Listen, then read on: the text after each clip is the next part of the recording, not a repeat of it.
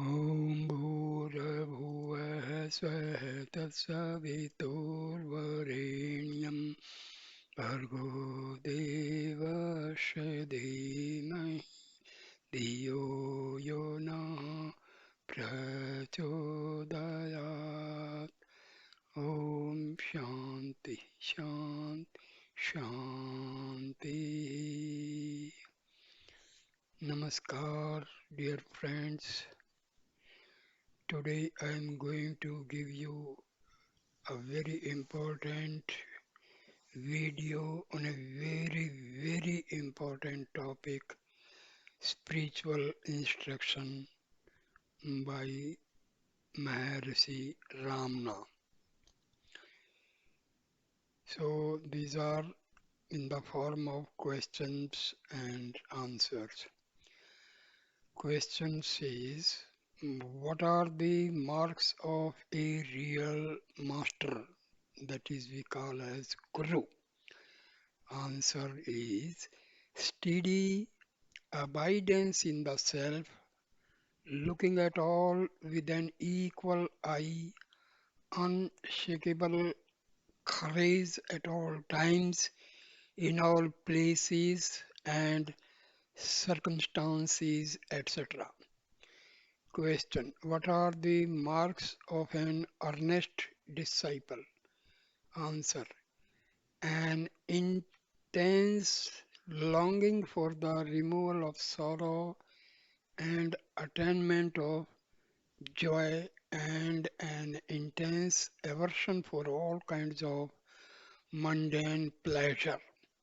Question: what are the characteristics of instruction, that is Upadesha? Answer: the word Upadesha means near the place or seat.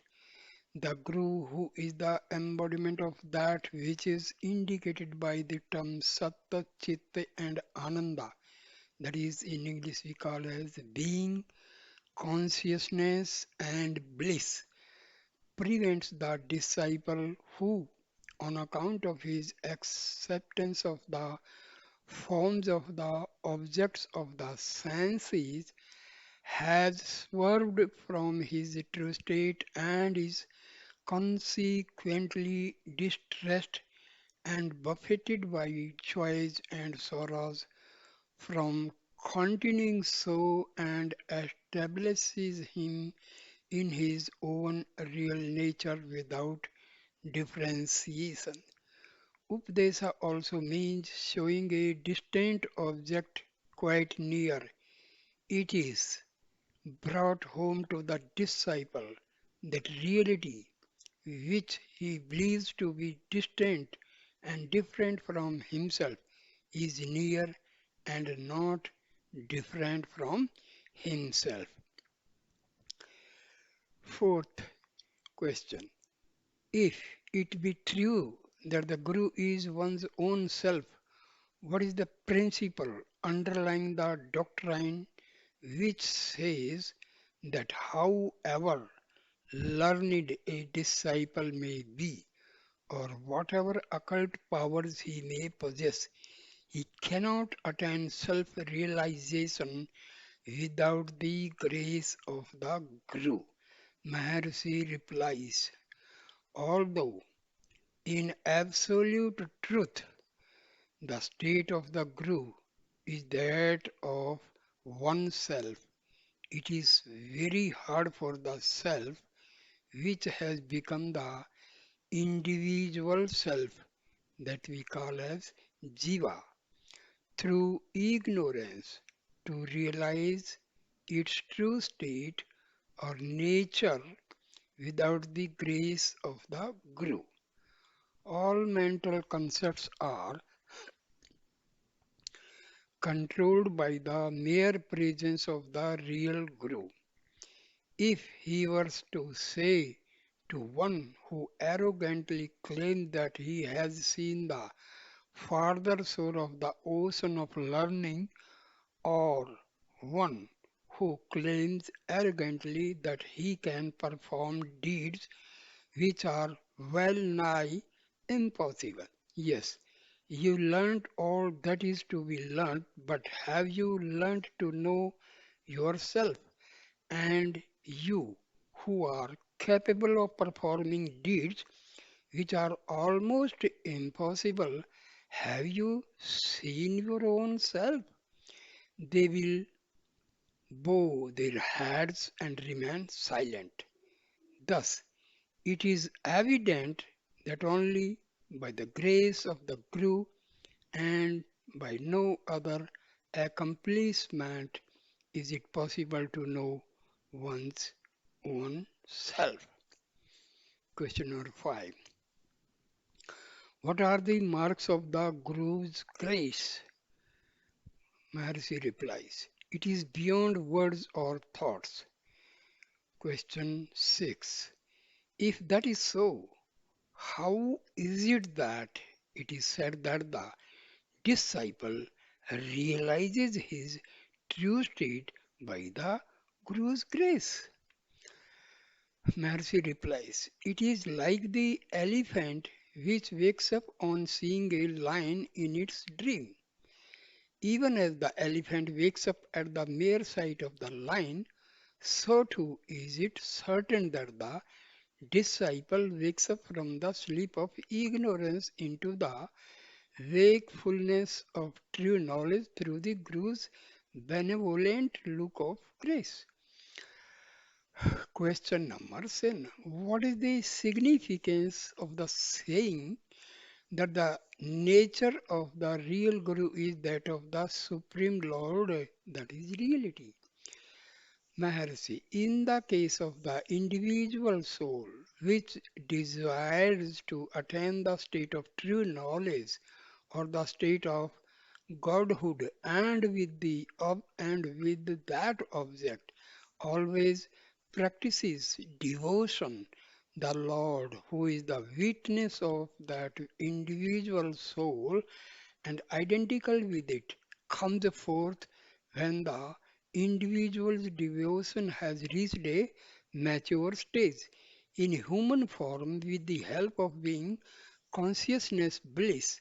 His three natural features and name and form, which he also graciously assumes and in the guise of blessing the disciple absorbs him in himself.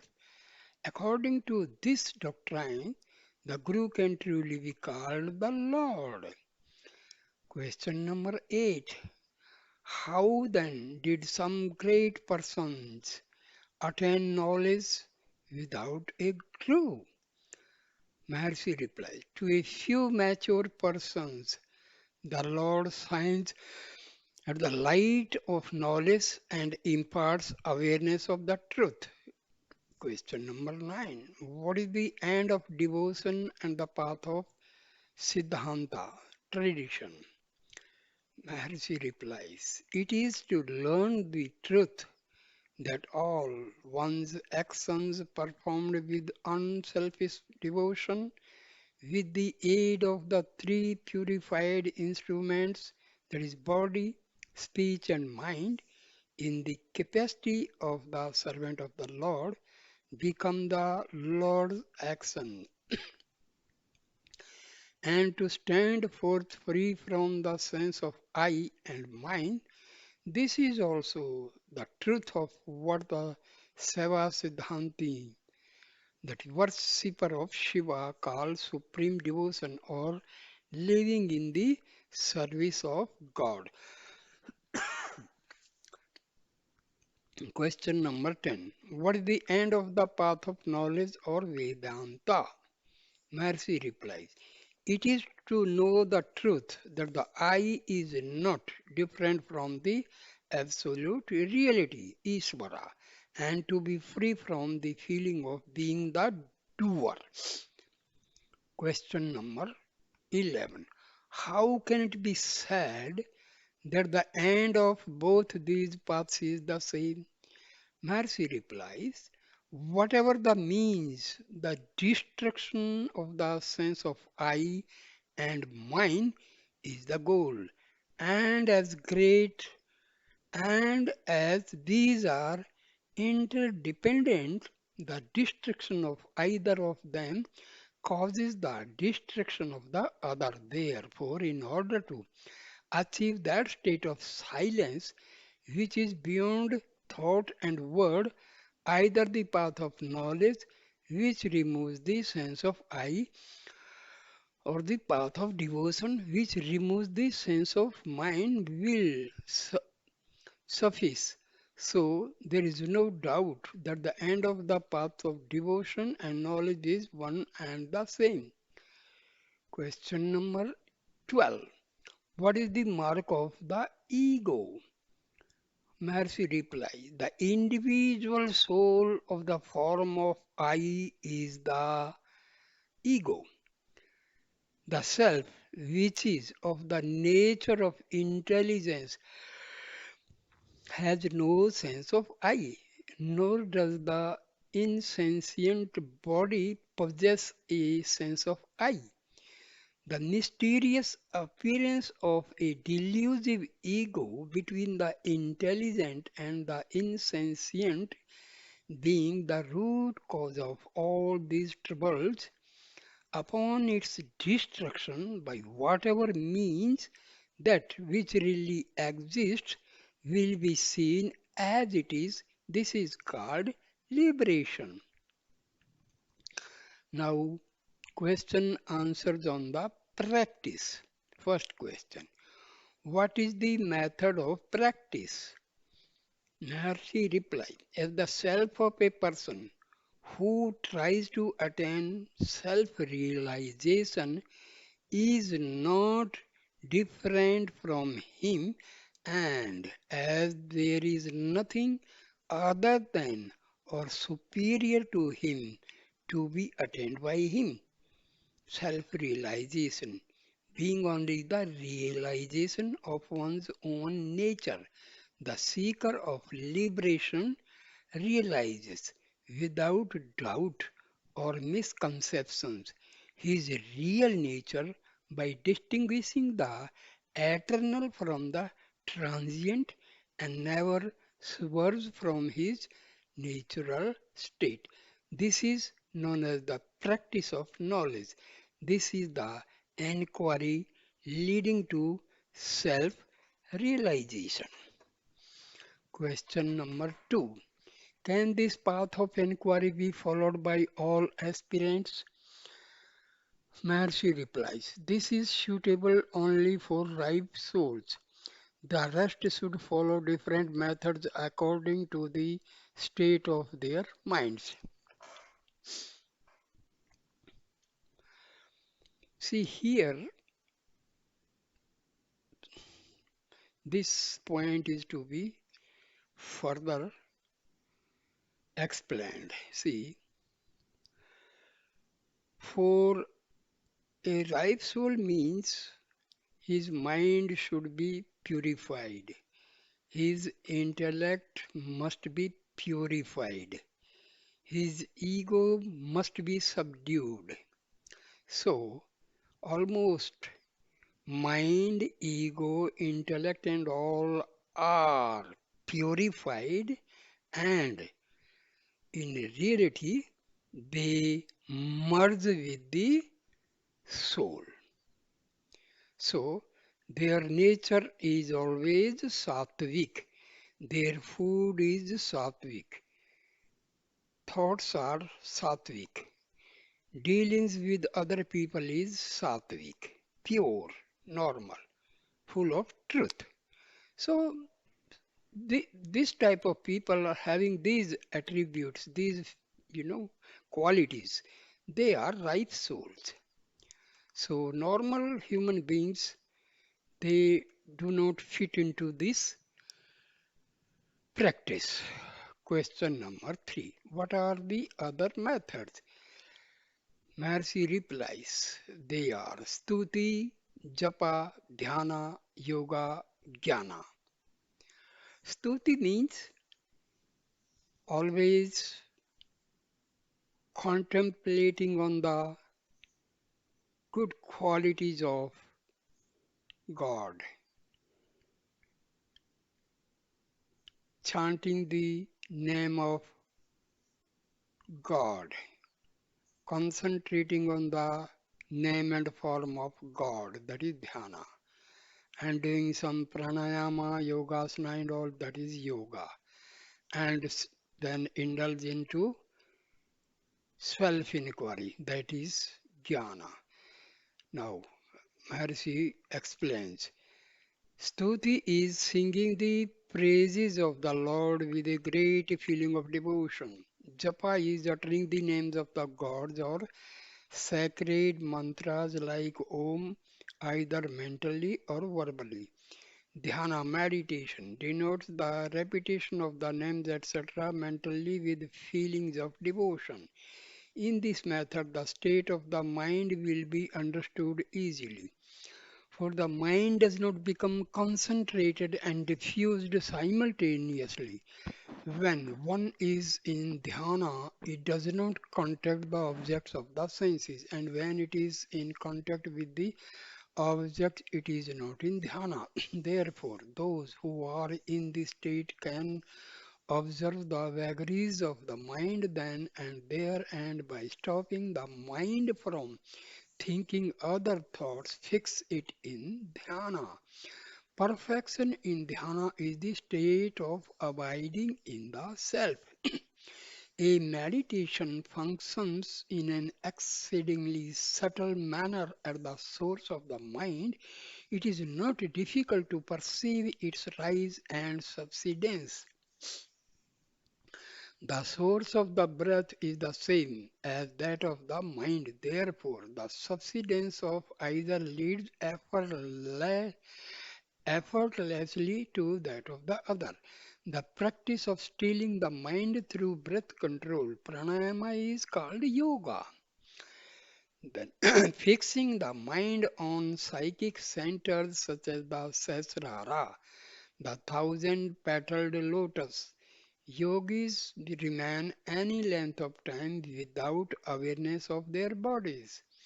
As long as this state continues, their appearance to be immersed in some kind of joy. But when the mind, which has become tranquil, becomes active again, it resumes its worldly thoughts. It is therefore necessary to train it with the help of practice like dhyana. Whenever it becomes externalized, it will then attain a state in which there is neither subsidence nor emergence. Jnana is the annihilation of the mind in which it is made to assume the form of the self through the constant practice of dhyana or inquiry. The extinction of the mind is the state in which there is a cessation of all efforts. Those who are established in this state never swerve from their true state. The terms silence and inaction refer to this state alone. Question number 4. Is the state of being still a state involving effort or effortless? Maharshi replies, it is not an effortless state of indolence. All mundane activities which are ordinarily called effort are performed with the aid of a portion of the mind and with frequent breaks. But the act of communion with the self or remaining still inwardly is intense activity which is performed with the entire mind and without break. Delusion or ignorance, which cannot be destroyed by any other act, is completely destroyed by this intense activity which is called silence. Question number 5. What is the nature of Maya, that is illusory world? Maya is that which makes us regard as non-existent of the self. The reality, which is always and everywhere present, all pervasive and self-luminous, and as existent of individual soul, the world and God, which have been conclusively proved to be non-existent at all times and places. Question number 6. As the self shines fully of its own accord, why is it not generally recognized like the other objects of the world by all persons?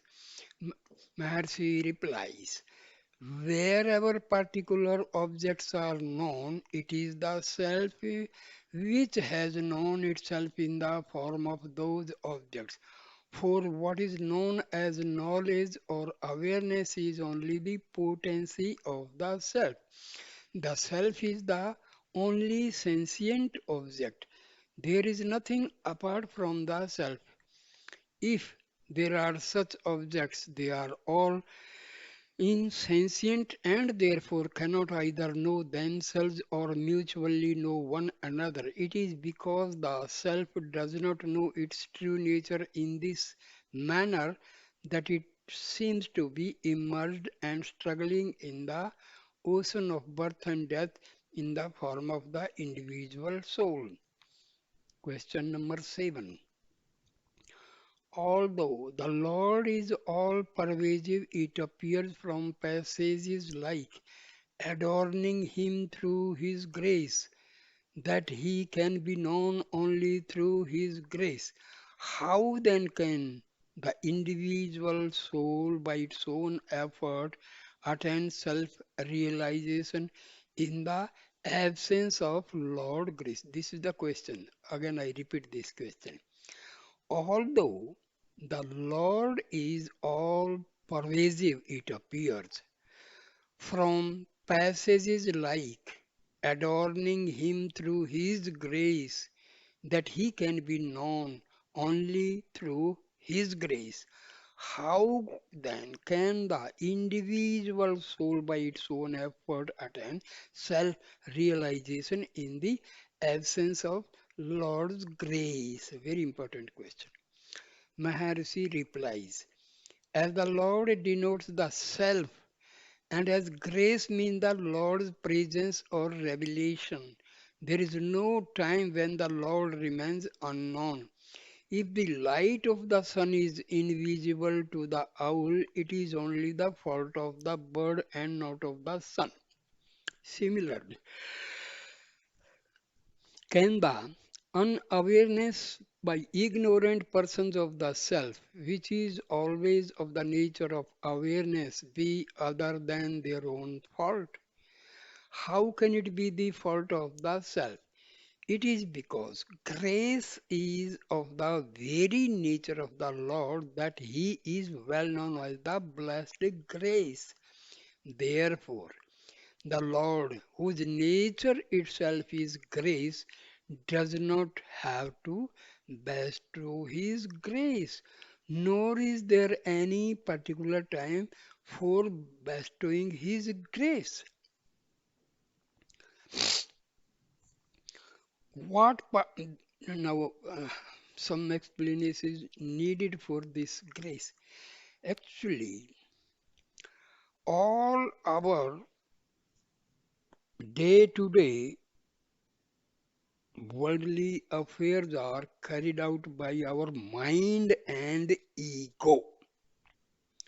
Completely, the self is ignored and not brought into picture.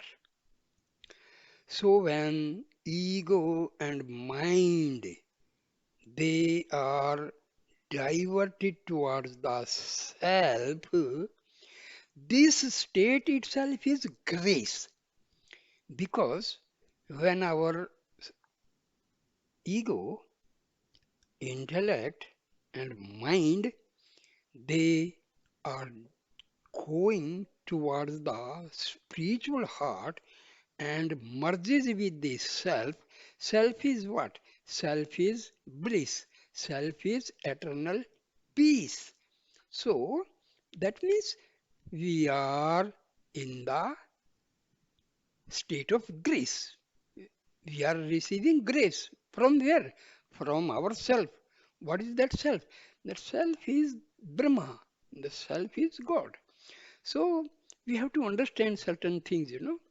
Grace is not coming from someone from outside. Grace is that is our self is the grace. Our self showers grace on whom?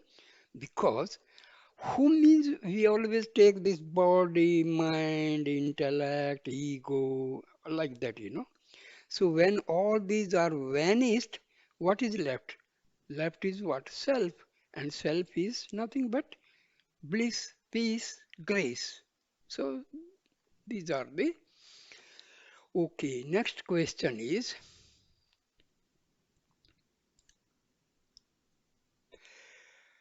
question number 7.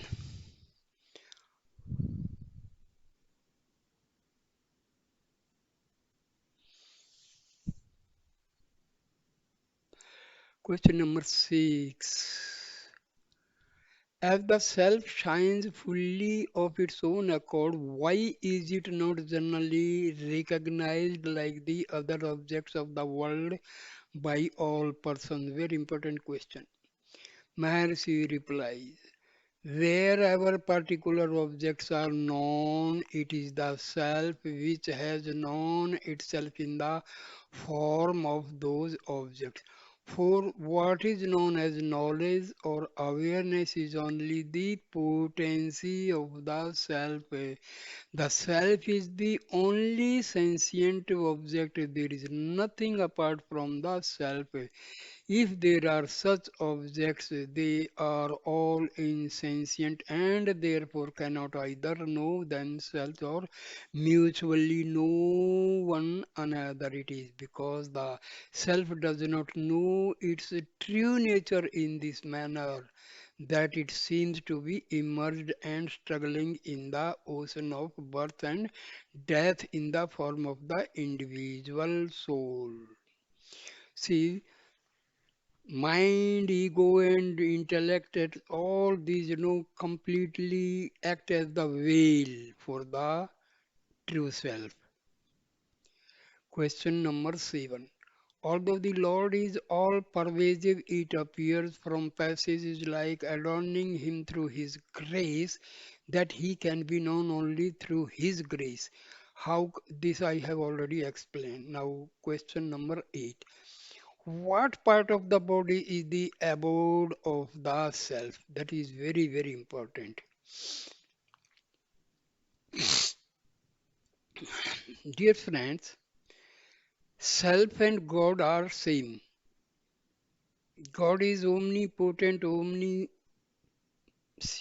and omnipresent. Similarly, self is also omnipotent, omniscient, and omnipresent. So, something is infinite, cannot be confined in a finite object like our body. So the self is omniscient, omnipresent, and omnipotent. But for understanding, we say that self resides in our spiritual heart, which is said to be on the right side. Our this physical heart is on the left side, our in our chest, and the spiritual heart is said to be on the right side. But actually there is nothing like that spiritual heart and all. But for understanding, this is assumed like that. What part of the body is the abode of the self? Very important point. The heart on the right side of the chest is generally indicated. Indicated. Just see, Maharshi is emphasizing indicated. This is because we usually point to the right side of the chest when we refer to ourselves. Some say that the Sahasrara, the thousand-petaled lotus, is the abode of the self. But if that were true, the head should not fall forward when we go to sleep or faint. Question number 9. What is the nature of the heart? The sacred texts describing it say between the two nipples, below the chest and above the abdomen, there are six organs of different colors, one of them resembling the bud of a water lily and situated two digits to the right is the heart. It is inverted and within it is a tiny orifice which is the seat of dense darkness, ignorance, full of desire. All the psychic nerves, nadis, depend upon it. It is the abode of the vital force, the mind, and the light of consciousness. Question number 10. Why do thoughts of many objects arise in the mind even when there is no contact with external objects? And Maharshi replies, I have taken up the topic of vasanas. I have given one video on vasanas. These vasanas are the cause of thoughts. Remember, I have given only one video. I will give one or two more. So this you can listen carefully and you will understand why these thoughts are arising continuously. So Maharshi replies, all such thoughts are due to latent tendencies. Latent tendencies, propensities, or subtle impressions, or simply we call them as vasanas. They appear only to the individual consciousness which has forgotten its real nature and becomes externalized. Whenever particular things are perceived, the inquiry who is it that sees them should be made. They will then disappear at once. Question number 11. How do the triple factors knower, known, and knowledge, which are absent in deep sleep and samadhi, manifest themselves in the self in the states of waking and dreaming? Mercy reply. From the self there arise in succession, number one, reflected consciousness, Chidabhasa, which is a kind of luminosity. Second, the individual consciousness or the seer or the first concept. Third, phenomena, that is the world. Question number 12.